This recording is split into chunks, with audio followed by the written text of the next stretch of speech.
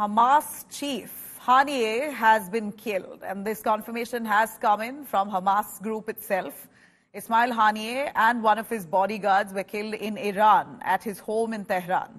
Haniyeh was in Tehran to be attending Iran's President Masoud Pezeshkian's swearing-in ceremony on Tuesday. He had vowed, in fact, Israel has been looking out and hunting down they're attempting to kill him at least for the last few months since the October 7 attacks. And finally, it appears to have happened. Israel had vowed to finish off Haniyeh after the October 7th attacks on Israel that killed 1,200 people, and since the war began, where we saw nearly 250 hostages were taken in from Israel, Israel was on a war path. Haniyeh left the Gaza Strip in 2019. He had lived in exile in Qatar. Hamas has said in a statement that Haniyeh was killed in an Israeli attack on his location in Tehran after attending the ceremony of the new Iranian president. The IDF has also carried out a targeted strike against Hezbollah's most senior military commander and head of its strategic unit, Fouad Shukr, who's also known as Saeed Mursan in Beirut.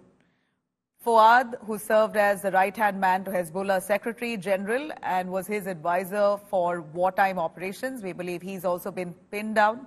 India was represented by Union Minister Nitin Gadkari at Iran's new president inaugural just yesterday. Hamas chief Ismail Haniyeh was also very much present at that ceremony. He's today killed in Tehran. Let me quickly cut across to former Israeli government spokesperson Eylon Levy joining us live for more on that. Eylon, could you give us a confirmation on Haniyeh being killed in Tehran? We hear Hamas's statement itself confirms that, but why don't you elaborate for us the motive that Israel had and the success of this mission? There has been no official statement from Israel, but if Israel indeed killed Ismail Haniyeh, that would make sense.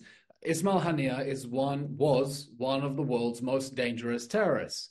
He was one of the masterminds behind the October 7th massacre. He called the brutal killing of 1,200 Israelis in a single day a victory, called on other terrorist groups around the world to join in the killing, and has spent every day since October 7th trying to drag more terrorist armies into their war against Israel. Israel was clear after the October 7th massacre: every Hamas terrorist is a dead man walking, and we will reach all of their leaders. And just look at the top leadership of Hamas assassinated over the last few months. Salah al-Aruri killed in Beirut. Marwan Issa, Mohammed Def, the head of Hamas's army of terror in Gaza. All have been killed, and now it would appear Ismail Haniyeh has been added to that list as well of arch-terrorists who plotted and celebrated the October 7th massacre and are no longer with us. Well, we see there were strikes, targeted strikes, even in the Lebanon capital, Beirut, and we saw protests happening in the whole of the last 24 hours. There seems to be a lot of activity. On one side, you have Haniyeh, on the other, we hear Hezbollah chief's right-hand man has been gunned down. Would you want to confirm on what's happening in Lebanon? This sends a very clear message to Israel's enemies: we will get you wherever you are.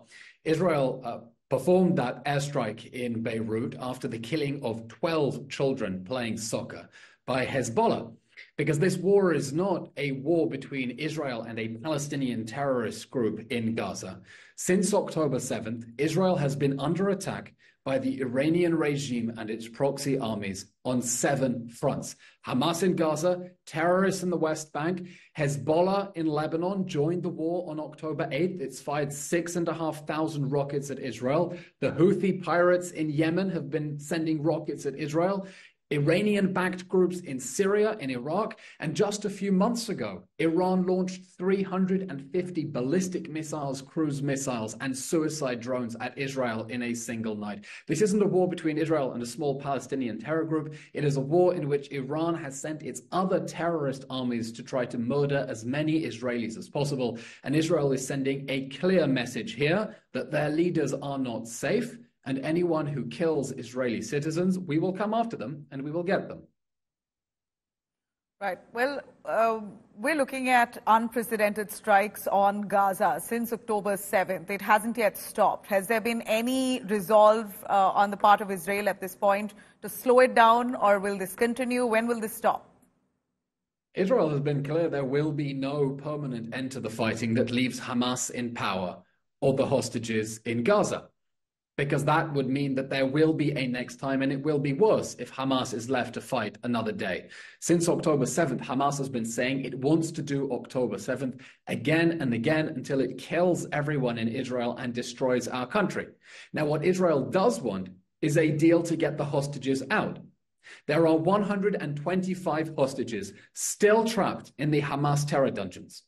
They have been there for 300 days. We know that Hamas is starving them and torturing them and raping them and executing them. And Israel is trying to put all pressure on the Hamas terror regime and its leaders, wherever they are, if they're in Gaza or if they're hiding in Beirut or Tehran, to tell them, give us back the hostages now. No one gets to abduct Israeli citizens and get away with it. We're going in to get them out. You know, we heard Hezbollah had carried out targeted strikes in Israel just a week ago. About 12 youngsters, including children, have been killed. And now with the targeted strikes on the Hezbollah chief in Lebanon's Beirut, also after Hamas's chief has been declared dead, what kind of alert are you giving to the citizens of your own country? The home front commands in Israel have not changed, but people are being urged to exercise caution because, of course, we are in a war that Hamas started on October 7th, a war that Hezbollah joined on October 8th, a war in which we have been attacked by the Iranian regime and its proxy armies on 7 fronts. And Israelis know that if there are rockets from Hezbollah in the north or Hamas in the south, we have a matter of seconds to run for safety. And Israelis are well drilled on what to do in those emergencies. But you raise a very important point. Hezbollah joined this war on October 8th, while Hamas death squads were still in the kibbutzim, still burning Israeli families alive. Hezbollah joined this war. Since then, Iran's proxy army in Lebanon has fired 6,500 rockets and drones at Israeli towns and communities. Just a few days ago, they killed 12 children playing soccer, and tens of thousands of Israelis have been displaced from their homes. They are refugees in their own country, and they cannot go back to their homes because Iran's proxy army in Lebanon, Hezbollah, has been shelling their homes.